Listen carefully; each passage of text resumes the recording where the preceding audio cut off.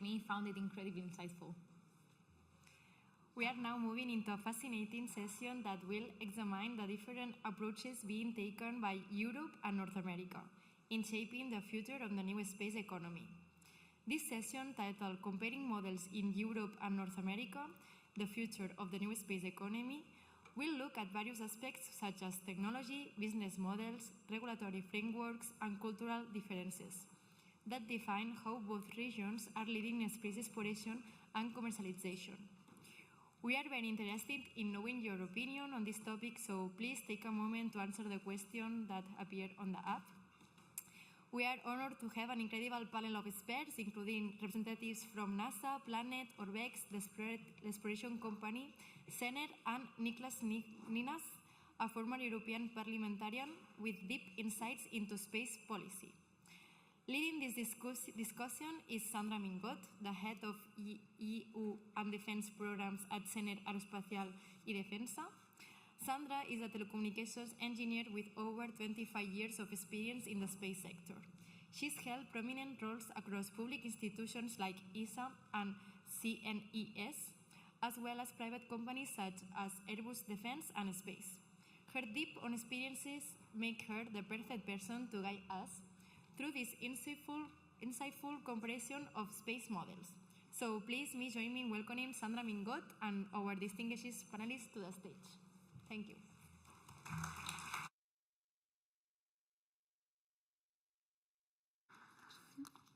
¿Nos sentamos? Debajo de cada foto. Sí. No secrets in this conference, right? Good. Here we are. So, bona tarda a tothom. Good afternoon, ladies and gentlemen. So, welcome to the panel on the comparison of the European and the North American models for the new space economy. So, I'm really pleased to be here with these four speakers of honor. So, I will start briefly introducing Miguel Belló, who is currently the chairman for Orbex, which is a Danish and UK rocket company established in Scotland. Previously to that, Miguel has been the first director of the Spanish Space Agency. And prior to that, he was the founder of Deimos in different countries, so in Spain and Portugal. And so he has a clear view of the institutional and the private market in Europe. So it will be very helpful to have you with us. Then we have José Mayi-Rivas, who comes from NASA. He is a GNC engineer. Structures Dynamics. Close. Yeah, close. Close. So he will give his view on the North American model. Then we jump to Nienaß, who was EU parliamentary, finishing this summer, I understand. So during his time in the European Union, he was working for the EU space law, or programs as interesting as Iris2 that was referred to this morning. Also the continuation of Copernicus, so the next generation and the expansion of Copernicus, and of course the second generation of Galileo. So Niklas, and he is also a reference in the space law, so he will give us his view on the institutional European side, I may say.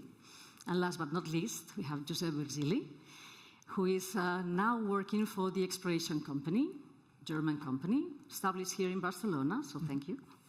And you may be interested in knowing that he has been working for 5 years in SpaceX, which is the elephant in the room when we are debating the European and North American models.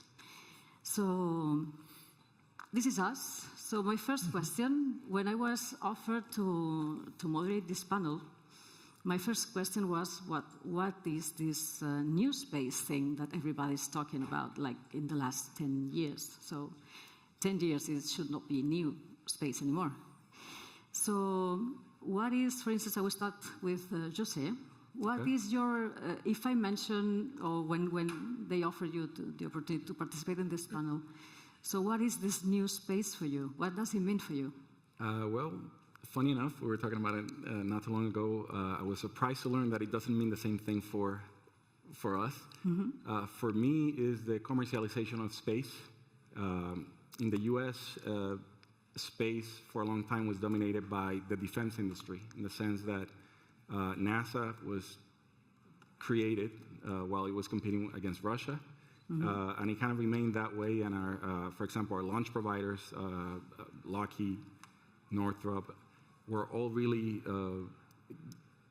created and geared towards defense. And new space economy was the way we understood it there is the push that the government has done for about over a decade now of trying to commercialize space and bring more of the public sector and companies into participating other than defense endeavors.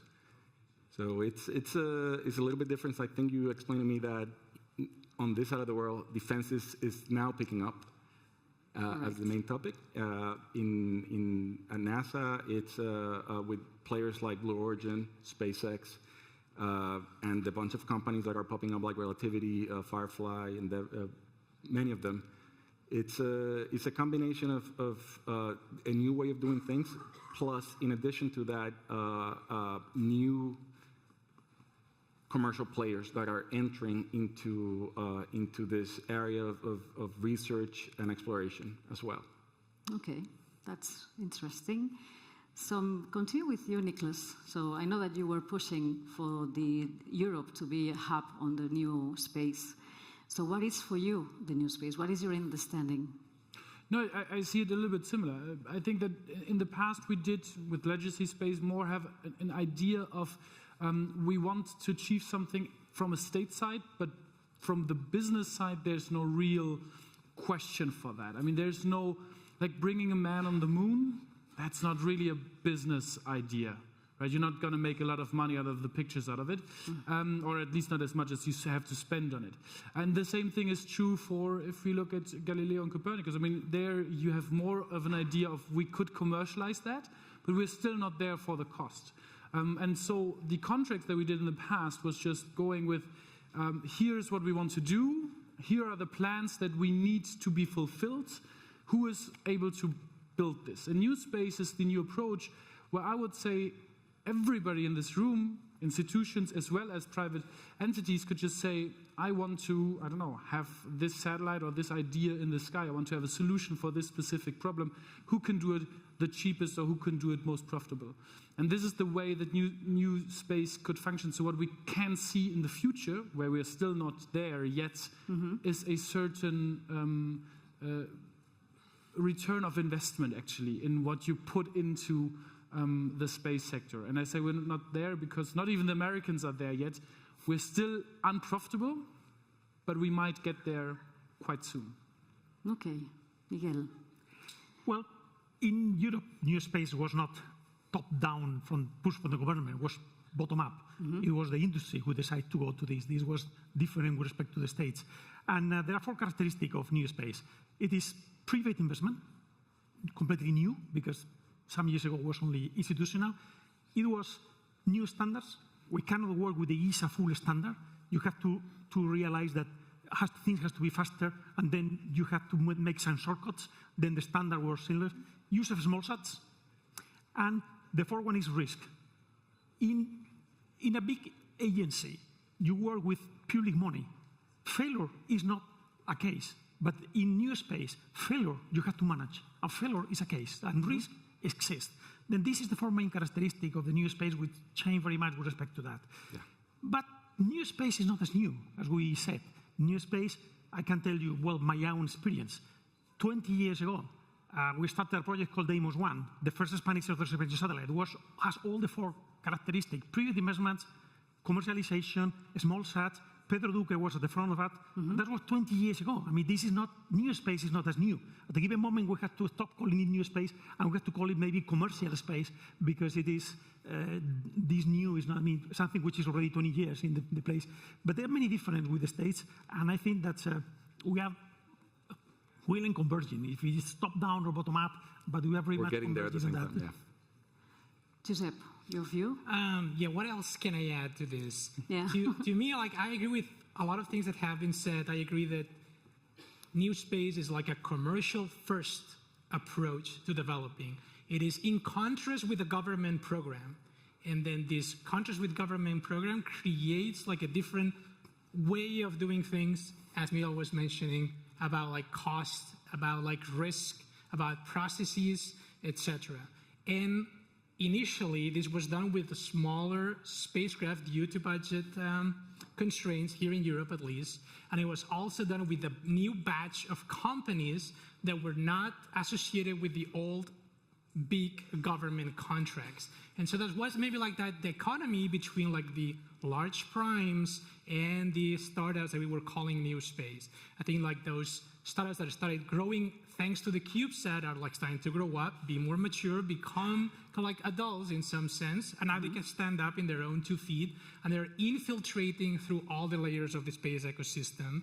And like what we're seeing is that new space is being adopted as a process, as a mindset, like across the entire space industry. And one final thing, like this commercial versus government to me is like the key, like how you approach requirements, how you approach constraints. In a government program, requirements are king, are fixed. In a commercial mission, maybe requirements are a bit more flexible. You can like iterate, you can change things further down the road, and that flexibility is also what I think like we were all like echoing, that enables like agile, taking risk, making like changing the processes, etc., etc. Okay, so I keep with you. Okay. I like the approach that you were sharing. So you have been working for SpaceX. Now you have recently changed. Yep. So what is the approach in SpaceX that makes it so different from the rest? From your point of view, I know that you... Yeah, I like from my personal experience, is maybe the last part I was mentioning, that part about like requirements. And maybe like as an engineer, like when you work in these space missions, you're always given some amount of requirements. And what I see is that there's a big contrast between the way we operated at SpaceX with the minimum set of requirements that were like really high level, and then we didn't like flow them down all the way to the bottom. We just took that as guidelines and then like developed the hardware to meet kind of like the intent of those top level requirements without having to flow them down, and really taking into account all the associated constraints and looking at an integrated approach. And so that's, like in my opinion, what allowed, or part of the reason of the success of SpaceX, like just taking the minimum set of requirements, don't take them as like gospel, question them. Like I know there's a famous phrase of like make the requirements less dumb, but that like really helped us like develop all these products. And I was specifically working in Dragon and interfacing with NASA a lot, and it was kind of a bit of a cultural shock working with them, because there's a bit of a NASA and ESA, they're not that far apart in that sense, and they have like a ton of requirements, and it was a negotiation to try to like trim them down, remove some of them, and allow us more freedom to work without imposing such a rigid structure. I think that's part of the answer. There's like probably a lot more as well. Well, but Dragon was dealing with people, so well, I could understand that maybe requirements could not be. And that's like a good point, that even like in human spaceflight, SpaceX managed to get away with a more flexible process, not as regimented, not as strict, and therefore like allow us more internal flexibility. Other than that is also the vertical integration, which helps a lot. For sure. You sometimes need requirements to flow down to suppliers. Having or doing everything in-house then helps to eliminate that, because you can go and talk to the person who is doing it and just get like a handshake type agreement, and then that's it. There's no need to document it in a rigid requirement. And if there's some questions or people think that should be done differently, they can also come back to you and say like, hey, what you're asking me to do, I can do it, but maybe there's another way that we can solve this problem, and in an integrated level. So looking at the big picture, and that is also like enabled for, like due to the vertical integration of the company. Okay. So, Niklas, do you think that if we change something in Europe, for instance, I understand that if the requirements are relaxed, or if we don't have this bunch of requirements, things can be done different, more agile. So, for instance, we were saying that you were involved in defining, or giving the green light to Copernicus next generation, to Galileo second generation, Iris Square. So, do you think that it would be possible in Europe to relax the requirements in a way that we can have something similar to SpaceX? Yes, I think it's possible, and that's so. For Iris Squared, this was the initial idea. Didn't work out the way that the Parliament intended in the beginning. I will say that as well. Maybe stuff changes still, but we will see. But the initial idea was exactly to go more on the approach to say, instead of saying these are the requirements and this is exactly the building plan that you need to follow and so on, we wanted to say, like, we have a problem and we want a solution, and who can find a solution for us for the cheapest price. So to become more of a customer and have the idea of more of an anchor customer that really elaborates and paves the way for more companies to think freely and provide ideas. But I think, and this is something, when I heard your ideas or the way it works in the US or with SpaceX, I see that there's a lot of requirements. I wasn't even thinking about like how to build a rocket or a spaceship or whatever. I was even thinking about very simple bottom line negotiations with the administration of like, even if you get your certificate A38 or something, where I sometimes have the feeling that the administration is so in love with the rules that they don't believe that there's like a faster, better way to do it. And this is something that I found as like a general problem for doing business in Europe in general. And this is something that we need to work on. So it's not just a space-related problem, but one that is across the administration. But I think for space, we're definitely not there at the moment. This is the big change that we wanted to enable, and that we need to find a way to make sure that we go in a new direction. And I will say, new space for me is not defined by certain companies. Just the startup can be new space. No, that's not true for me. New space is an approach on how to do business, how to solve problems. And that is something that every company, no matter how old or young, can do if they build up or change the way that they're working. And that's also something, in the other way around, we can also find new companies that continue to follow the path of legacy space. I just think they will not be successful in the future. And we need to figure out that we have big companies, big champions already who have a lot of experience, but they need to figure out a new way to do a business model and do that in the future. You mentioned a word. I will pick up this word for the next question. Maybe for you, Miguel. He mentioned the word champion, which is something that is quite fashionable right now. Do you think, when we were discussing about the questions on this panel, and we were discussing, shall we ask if SpaceX could be born in Europe, what happened? Somebody said, well, can we cope with a SpaceX in Europe? So the question is, for you, Miguel, I forgot the question. I forgot my question. Niklas, you gave me with the champion. So yes, sorry. The question was, could we cope with that in Europe? It's easy. Do we think it's easy to choose like a champion? Like from Europe, we have the feeling that they chose SpaceX to be the champion. This is a big question. If you look for European champions, which look like we are going towards European champions because there are rumors of intense of going to a fusion. This is good and bad. It's good because you have some strong competitor in Europe to compete in the rest of the world, but it's bad because we end in a monopolistic situation. Then, for instance, Ekaterina Cavada talked this morning about Iris Square, and there is a single bid. Then what is your negotiation power of the European Union against a single proposal? It's good and bad. Personally, I prefer competition. I prefer competitive, and I don't like to create a big monster. On the other hand, in Airbus, it works. Airbus is the aeronautic champions, and it is now the leading company. Then, this is difficult to say because there are different views always. In Spain, we talk many times about the national champions. Do we need it? Well, this is something that there are some companies moving towards this direction. But again, if we end with a monopolistic situation, is that good?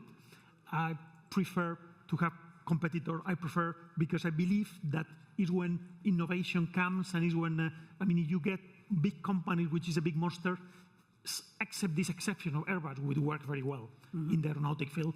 I think that we'll go to a monopolistic situation, which taxpayers, we will pay more for services, for public services, because we cannot make them compete. That's for sure. So I'm going to you, José. We were saying that in Europe everything seems difficult and the bureaucracy. Have you had an experience with European projects? Have you collaborate with a little bit with Gateway, DSL, Deep Space Logistics, but I don't see it too far from NASA. It's similar to NASA. Right now, NASA is transitioning from a very hands-on approach to a very hands-off approach with Commercial Crew and all these other programs. And I have seen that transition myself. I started with NASA back in 2004, and then I saw a little bit of Shuttle, then Constellation, then SLS, and then Commercial Crew. And you see I don't want to call it deregulation, because that's not really the word, but the flexibility, I would call it flexibility, in the requirements definition and the way that a problem is solved.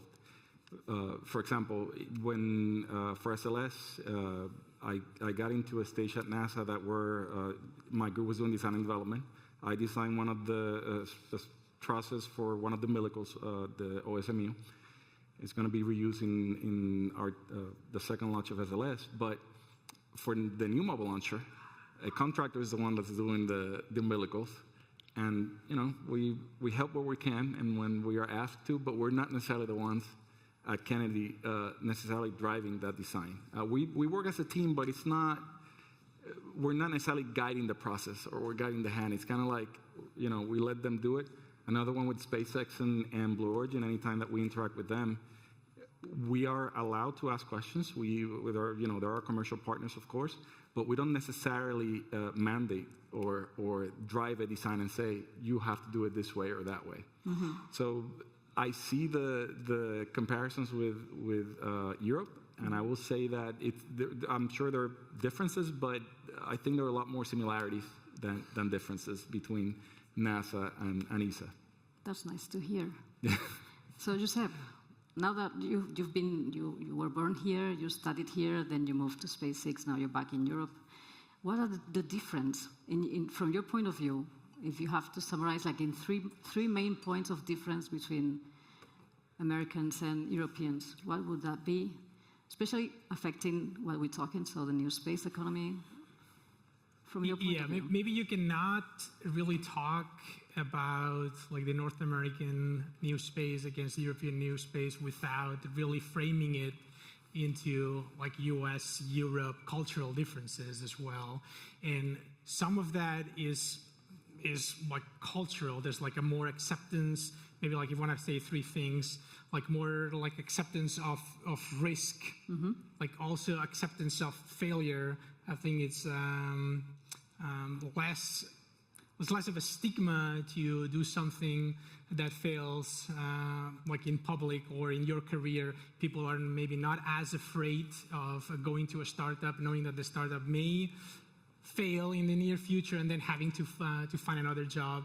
And then, like the third one is maybe like on the regulatory environment. And this is like a much larger conversation, of course, but there's I feel like in the US, less regulations related to hiring or like company-wise that also provide an environment where like companies are allowed to grow a lot more quickly than maybe here in Europe. What I've seen is there's maybe here there's a little bit more barriers, more protection also for workers, etc. But that also creates like a slower growth at times. Okay, so talking about regulation, Niklas, the European space law. I have the feeling that in Europe we love to regulate everything. So what is your feeling? I know that you pushed while you were in the Parliament for the European space law. Unfortunately, it was not during your mandate, let's say. So what is your view of Europe and regulations? Are we regulating too much? Is never enough? I know that you're a lawyer, so maybe that's not a good question for a lawyer.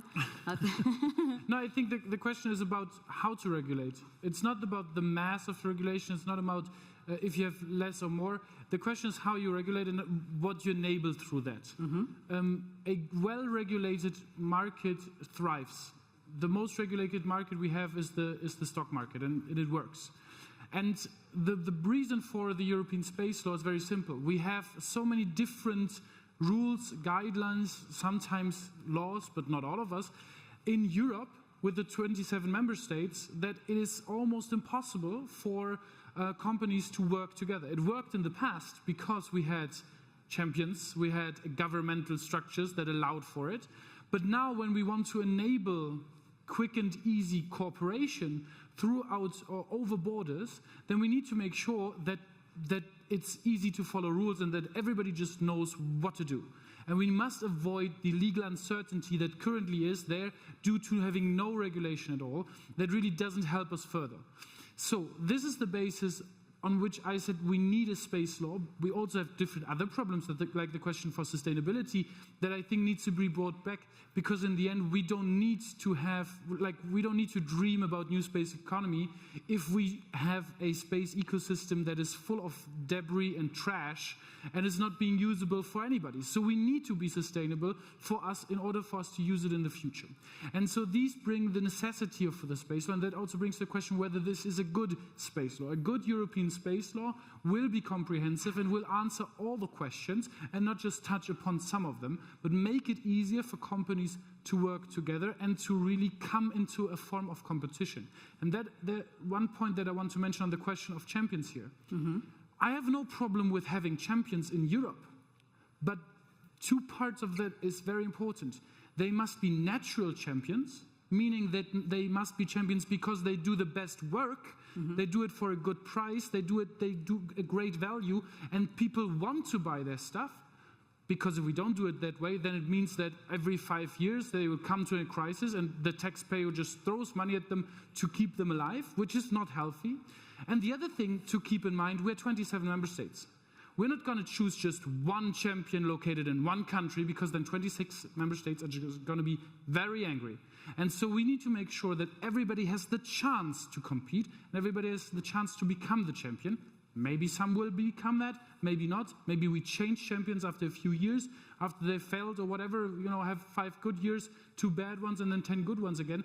But I don't want to sit or see anybody sitting in Brussels, Paris, Berlin, Madrid, or Barcelona and say, that is going to be the champion. That's where I put all the money in. I think that's the worst decision that we can do, and therefore we must make sure that the ecosystem allows for growth, competition, and champions to thrive. And not just European champions, global champions. That's what I want. I couldn't agree more.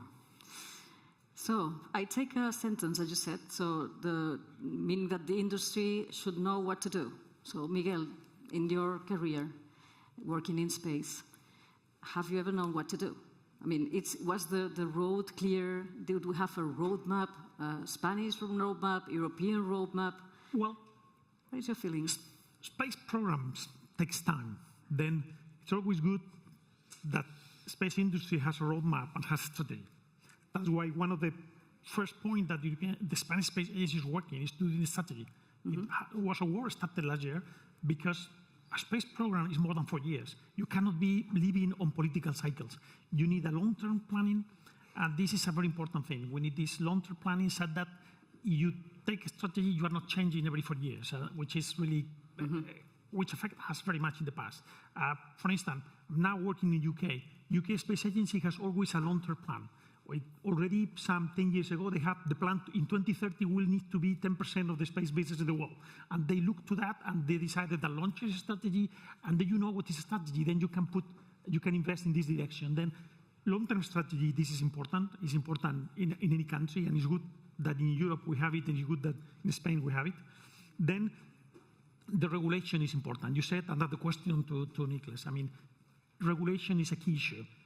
Now European Union will make the law, and Juan Carlos explained very well this morning, there will be a kind of high-level issues, but then you have to go to space activities into the Spanish space law into each country. And this is important because it affects the industry. For instance, we are the launcher company. If in the law you put an insurance required of 100 million for every launch, you are out of the game. Then just by doing a wrong law, you can put your companies out of market. license processes. We are now fighting in UK. We are licensing our launcher. We started several months ago. It will last 12 months to get the license. Time to market is critical. Yes. If it takes 1 year to get a license, then we need very agile law, which faster processes to get licenses, easy insurance scheme. People believe that the law has nothing to do with business. No, the law has a direct impact into the business, and it is not an important process. The European law process is important, and the Spanish law process is quite important for the industry. Agree. So shall we look into the future, José? So Sure. we've looked at the present, a little bit at the past. So what's up next? I think that we launched a question to the audience about how much investment it has been from private investment up to June this year. So it's been huge private investment in the last 15 years. What is your feeling for the future about this new space economy? Well, at least from the U.S. From the U.S. side, perspective, of course, yeah. It's going to continue to grow. Everyone wants to be like SpaceX. Lots of companies are popping up, and they're trying to compete and trying to create a product that's going to be able to deliver payloads to low Earth orbit and all that. From the point of view of NASA, NASA is actually trying to integrate international partners and commercial partners in a different way. In August, I think, there were 2 workshops, one in London for LEO and microgravity strategies, and where they basically put out a draft of 42 goals that they want to achieve, and they put it out, and actually the last day to submit comments was September 27th. And 6 of those key points involve international partners and how to work with international partners, industry to industry, government to government. They were basically seeking for comments about how can they go about this process. They did the same about science, exploration, technology. But it shows that, at least in the US, they're already well on their way to do this. Blue Origin is going to launch their New Glenn, hopefully, soon. It's going to compete with the SpaceX, and I think that's even going to drive the cost farther down, because now SpaceX so far it's like the only competitor, like monopoly, like you're saying. Now that if Blue Origin is successful, then now we got 2, and relativity is up there as well. So I think the trend is just here to stay. They're going to keep investing. There's always going to be public investment, because I think Niklas touched on that, but no one is going to go see if there's life in Enceladus or Titan or any of the moons, because there's no profit on that. But as a species, we want to go and see what's out there, and for that we need to public money. But we are developing the public, I'm not sure how to say that in English, public-private partnerships. Yeah, yep. Same stuff. It's a big thing in NASA, and the trend is going to continue. Okay. So, Josep, shall we continue with the future? How do you see it? From where you're sitting now, you want to take people to space. What's the future on that? So maybe from my perspective, I left about 15 years ago, and then I come back. I see really the winds are shifting, and I was glad to have so many, well, maybe this Congress first, and also within this Congress, so many talks about commercialization. And I think we're in the middle of that transition. I'm particularly bullish on Europe, if it finalizes transition, it's a clear strategy, clear leadership, also from east of the European Union, that we can also compete head to head with the US, and we have all the technical talent here that we need, and we just need to complete our commercialization process. And as we were saying, all that new space, whatever we think it means, put it all into all mindset of all the companies that we have, and just press forward in a single direction, a unified direction. So I'm in the future, I do see that Europe continues or goes back to becoming one of the space leaders. Okay, Niklas, do you share this view? Yeah, I think it's, so from the institutional standpoint, it's a little bit more difficult. On the one hand, I absolutely agree, we need to invest more, we need to figure out that the commercialization works well. You have put that forward. We need to figure out how to put more investments into this from the private side. But the problem that I see from the institutional side is the strategic one, because it is not just an economic question, it's also a strategic and geostrategic question. And you can see that with the new commissioner being commissioner not just for space, but especially mainly for defense. So there is a combination of space and defense.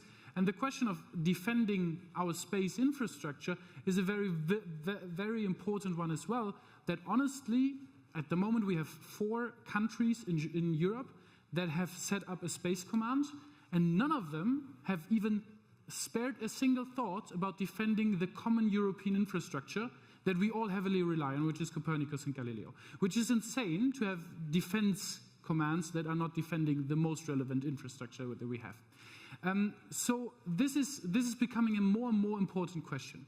And this brings me to like also the question of where do we want to invest, because funds are limited. The thing is, if everybody's doing what SpaceX is doing, and we're driving the cost down for launches, and launches are at the moment very important discussion, we want to reduce the prices for launches, and launches. We're also competing with the Indians, who have very cheap launches, and with the Chinese, who will also trying to decrease the cost. And in the end, we have to realize that in Europe, we are still in research and development, we are very good, but we're also expensive. So if that is the future, then we will have a very hard competition on the cost side. However, we need launchers, and not for cheap. We need launchers because we have a strategic interest in having access to space independently from any other. And so this brings us in a very weird situation where we need to spend more money than we could buy from SpaceX or from anywhere else, but we need these assets to have a strategic point. And on the other hand, we also need to find a certain area where we create more value, where people want to buy in Europe because they say, this is the asset XYZ that I want to invest in, that only Europe can do, where they bring great value. And this is a very, very tough and weird situation. But the most important thing at this point is having a strategy and fulfilling that strategy. I like the Draghi report, but honestly, from my view, from politicians, I haven't seen the feeling of necessity to invest more in space, the realization of the impact that space will have in the future, and therefore I do that almost every time when I'm speaking somewhere, but I urge you all, members of the space community, to go and talk about it and to make sure that politicians throughout Europe understand that this is an issue that will become more and more important in the future, and therefore we need to invest now to have a good position in 10, 15 years. Absolutely. So, Miguel, talking about launchers. I'm very optimistic on the future of space. I have to be very optimistic. I have to go back to José and Niklas said. In the States, NASA is about 20 billion rounding, but Ministry of Defense is 30 billion. It is 50% more defense space than civilian space. In Europe, this never happened.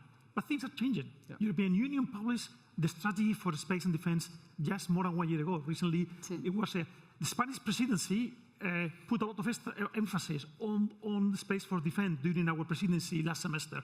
Then this is going to happen. This is going to change. Unfortunately, the war in Gaza, the war in Ukraine, and now Lebanon, unfortunately, we discovered that we need space for our safety. That's it. This is what it is. I mean, in Europe, we thought that the war was something happening on the continent, but that completely changed. Then we need it, and it is important. In Europe, it's changing that, and this will be one engine. On the other hand, the recovery funds, you look to all countries, they all devoted that to space. Italy put 2 billion of the recovery funds in space. I was the commissioner in Spain. We put nearly 5 billion in space and aeronautics. Portugal put more than 200 million. 10 times what they do every year, 10 times. In Greece has put another 100 million. That means this is important for all of us. But why? Because space is in our life. People didn't realize. I mean, we every day talk to 200 satellites. In the morning, the meteorology, later you put the Galileo on the car, then you hear the news. People, we need to talk to the people. It's our brain. They don't know how miserable their life is without space. Yeah. You said, why we should invest in space? Because it's the good of the citizen, because citizens need space, because without space, our life is miserable. And we didn't sell it. It is our blame. We have to sell that to the people, tell them, you don't go to the bed in the night without talking to dozens of satellites every day and you don't realize. That's why I'm very optimistic, because it's for the good of the people. But do you think that it has changed? Because I've always been hearing about the communication. Do we communicate? In the Spanish Space Agency, we put one directorate only for that, space and society. We put a directorate at the same level as programs and defense, because it is extremely important. And it is a problem not only agencies, companies. I was the manager of a company with 600 engineers. Only one person to people relation and to do that. It's also companies' problem, it's not just institutions. Then we need to tell to the people how important space is for them. And we have been unable. If we do that, we also get vocation, because we didn't talk about that. We have injected so much money in space that we don't have talent. We need talent. We need universities, especially women, because this 20%, this is very poor. This is a bad image that we are giving. But unfortunately, this is reality, and I'm moderating. Thank you for this. But it's good that you have you here, because the image will be awful. Well, different, awful, not different. You know that when I studied aeronautics, was only 3 ladies in 500 people. Only 0.something%. Went up to 27%, but it dropped back to 20%. It's changing. Then we need also that. We need vocation, especially female vocation in that. And we didn't talk about that, but it is the problem we are having in Europe. I mean, all the money we injected from the recovery plan, the challenge is to actually implement it, because we don't have enough engineers in Portugal, Spain, Italy, and Greece. Then we need to make an effort also in the education. That's for sure. Yeah, we didn't talk about that, but that's the main point. Do you have the same problem in NASA? No. You don't? You don't? No, I don't think we have to think. Yeah, that was it. Can you keep us a secret? No, I was going to say that NASA carries a bigger name outside the U.S. You go to Latin America, you go to even Europe, NASA still carries a name. People, when they say, oh, NASA, they get all excited. I don't think, even if ESA does the exact same thing, it doesn't carry the same excitement. And I think it's really longevity that we're the first to do this stuff. But it's also thing is marketing, and it's putting themselves out there, going exactly what you're talking about, promoting STEM activities. So we don't have that. And then the other aspect is, and I can't say 100% sure, but in the U.S. it's pretty easy to, if you're an engineer, you're in the STEM fields, and you want to work in the U.S., you can go it like that. You can tomorrow. I'm not sure if in Europe is the same flexibility for non-European citizens to go in and do the same. Even for European citizens, I think. Even for us. I mean, sometimes it might be, the right, recruiting process are long. But because the thing is, in the U.S., they still have this shortages of engineers and all that, but they didn't feel it from people from all over the world. If you go to San Francisco, where the NASA I work, that is in the Bay Area, you meet people from all over the place, working in every possible industry that you can say. The challenges that we have are, for example, local to Ames is competing with the big ones, with Google or Apple or these people. But in terms of getting the talent, we have the ability to get talent. If they cannot become a civil servant because they're not American citizens, they can work through a contractor. I used to be a contractor for NASA before I became a NASA employee as well. So I don't think we have the same challenge from that point of view. I think there is a more structured educational promotion of the space field and NASA as an agency compared with ESA. Absolutely. Mm. Okay. Can I say a word? Sure. Because I spoke yesterday with José already about this a little bit. Yeah. And we were looking at Barcelona, and someone from the Chamber of Commerce said Barcelona is, I don't know, second place to best place to live, and 9th best place for science, and yada yada, all these best places. And he was looking over the city and was like, oh, man, I wish I could live here and work here. Send your CV. And there's no, I think he will get a job with wherever he wants to go. But the problem is, and there is full circle to earlier what I said, we don't allow him to work here because we have a system of blue cards that's really hard to get. Mm-hmm. We have a lot of talent that wants to come to Europe, that wants to do business here, but we have too much. It's not impossible, but it's very, very clear, very near to it. Mm-hmm. And that's the problem. We make it way too hard for those people who want to build up a business, who want to invest, who want to come here and work. And then we have all these people who are just like, can I please start working here? Can I please finally, especially a lot of Americans, by the way, finally live in Europe with healthcare and with good schools and with healthy food and all of these things that we are proud about as Europeans. And then we're just like, yes, if you fill out a ton of paperwork, and then maybe we'll answer your request in 6 months.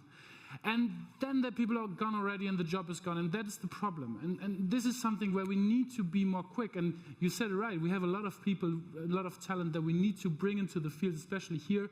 This is an emerging market and the future where we can grow much more productivity in Europe, but we are wasting a lot of possibilities and opportunities due to bureaucratic burdens. And that is, I have to say, I was talking about bureaucracy during the campaign, and I thought, like, when I started with the campaign season, I was like, I can't talk about bureaucracy. People will not like it. It was the main thing people wanted to talk about, because we all hate it at this point. It's just overburdened, and so we need to reduce that. I completely agree. So we have 2 minutes left. I know it's short. You have 4. So maybe I can give you like half a minute each to conclude. So if you have to summarize our panel, so comparison of European and North American models, I liked something that you wrote once about the copy and paste, that we don't need to copy and paste from the North American to Europe, so, but to get ideas from. So in one word, each of you, well, you're American, but give us an advice, please. So what should be the word of inspiration that we as Europeans have to inspire from the North Americans, let's say, in a word? I know it's difficult. Think about it. Okay, go. Josep. It's 2 words. But 2 words, like, okay. Like be bold, or, yeah. So that would be like be ambitious, be bold in the endeavors that we're taking on, and just like have that strategy and courage to take them all the way to the end. That's more than 2 words. I know. Okay. Okay, but I like it. Ambition. Ambition, strategy. That would be 2 words. Niklas? I'll mention bureaucracy again. I'd say proud, because I think we can be proud to be Europeans and that we have a different way and that we have something different to offer and something other than others do, but not be like hiding behind the success of others, and be proud for what we stand for. And I think this is something that we should offer the world as well. That's true. Thank you. José, what would be your advice? From far away? From far away until you send us your CV, and then you come. We'll see about that. I would say unity. I think, and you guys kept touching on that, 27 countries, and different, but similar but different cultural backgrounds. Maybe not exactly the same goal. It is going to be harder. Yep. To compete against that. I mean, the U.S., for all its flaws or anything like that, is a single entity. Mm-hmm. And each state is a separate thing, but at the same time, they have the federal government, and they can set a direction, and this is how we're going to go, and this is how we're going to go about it. And, administrations change, but I would say for the last probably more than 10 years, it has been steady in the direction that we're going. And I think that's even more than bureaucracy. I think that's the biggest one. If not everyone is looking in the same direction, it's going to be very hard. I agree. Miguel, you want to close? My word would be brave. We need all the technical funds, all the venture capital to be brave. In the States, it's much easier to raise money because they're used to risk. Mm-hmm. And they understand it and they work with it. In Europe, it is much difficult to get funding. Then if our financial institutions are brave, then space will grow. Good. So brave, ambitious, with direction. I think that's a good way of closing the panel. So thank you very much. You're still here? Yeah. Thank you. Molt bé.